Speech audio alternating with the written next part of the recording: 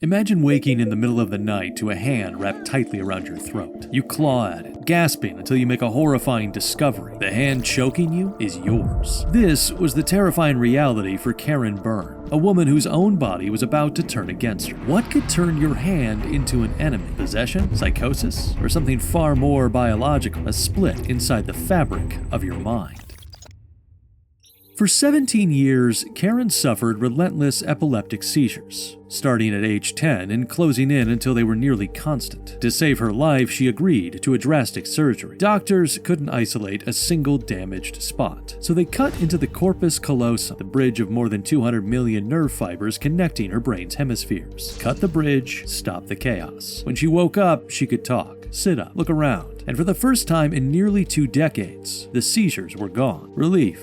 Briefly, until moments later when her medical team suddenly reacted in panic, rushing to stop her. Long before she even realized anything was happening, Karen looked down. Her left hand was sliding up her shirt, carefully unhooking the buttons, one by one. She hadn't felt it. She hadn't chosen it. Panicked, she buttoned her shirt back up with her right hand. But the moment she stopped, the left hand began unbuttoning again. Not a twitch, not a spasm, a decision, like someone else was inside her body. Which forces a terrifying question. If your brain can be split in two, which half is the real you? On this episode of Human Glitch, the boundary between your will and your body dissolves, and through real case studies, you'll see what happens when a human life is split by its own brain. Inside your skull lies a neural bridge, the corpus callosum, a high-speed data highway keeping your hemispheres in constant negotiation. Left hemisphere, language, logic, narration. Right hemisphere, motion, emotion, spatial awareness, the silent watcher. Together, they create the illusion of a single you. But when that bridge is cut, the negotiation ends. And when that negotiation collapses, alien hand syndrome becomes visible. A limb acting independently, carrying out actions you never intended. But how could a brain divide into competing minds? To answer that, we go back to the experiments that exposed a terrifying truth. Beginning in the 1950s, neuroscientist Roger Sperry studied patients who'd undergone the same surgery Karen had. On the surface, they looked normal. They could talk, walk, joke, live. They looked whole. But Sperry noticed something unsettling. When he tested them, one hemisphere saw things the other couldn't explain. He'd flash a word to the left side of their vision, only the right hemisphere received it. The patient stared, calm and confident, and said they saw nothing, but their left hand quietly reached out and picked up the object the word described. It was as if the hand knew a secret the voice couldn't speak. Sperry pushed further. Different images, different tasks, different commands. And the truth surfaced like a crack in glass. The hemispheres weren't sharing information. They weren't cooperating. They were thinking separately. One half could narrate the world. The other could act on it. 2 minds, 1 body. Sperry hadn't just discovered a medical phenomenon. He had stumbled onto a terrifying idea. The illusion of a unified self was just that, an illusion held together by a fragile bridge. When that bridge is cut, the illusion of you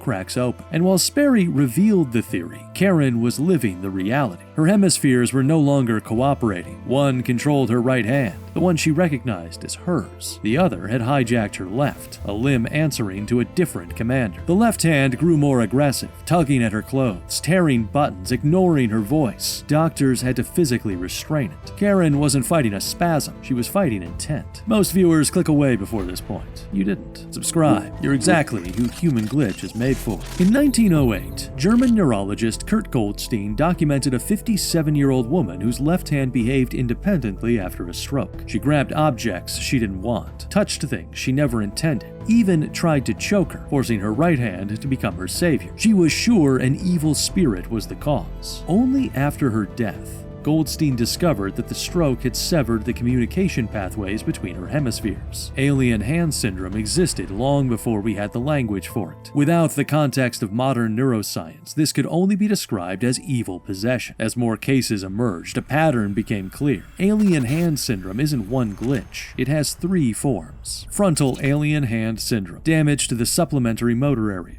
The dominant hand grasps objects automatically, especially tools, and once it grabs, it can't release. Colossal alien hand syndrome, Karen's version. Each hemisphere issues its own commands, causing one hand undoing what the other tries to do. Posterior alien hand syndrome, the most disturbing. damage to the parietal lobe. The patient doesn't fight their hand. They simply don't recognize it. Some even name their limb, believing it belongs to a stranger. So which is more terrifying, fighting your own hand or feeling absolutely nothing for it at all? For the next 18 years, Karen's mutiny continued. Her left hand slipped into her purse without her knowing. It stole objects, dropped valuables. I lost a lot before I realized what was going on, she said. Karen wasn't possessed. She was proof that one body can house two competing minds. There is no known cure for alien hand syndrome, only management. Mirror therapy, medication, keeping the hand occupied by holding an object. Some patients sit on it. Others speak to it out loud. Stop, stay. Not because it listens, but because sometimes it hesitates. Then comes the social cost. Imagine your hand grabbing a stranger, slapping you in public. The embarrassment is crushing. The loss of independence is devastating. But the deepest horror is this. You can watch your hand move with full awareness and still be powerless to stop it. Because in the brain, the signal to act fires before you consciously choose. In the 1980s, neuroscientist Benjamin Libet discovered that the brain begins preparing an action hundreds of milliseconds before a person becomes aware of the intention to act. More recent research pushes the timeline even further, predicting decisions up to 10 seconds in advance just by watching brain activity. If your brain initiates your actions before you're aware of them, then you're not the commander of your behavior. You're the narrator, informed after the decision has already been made.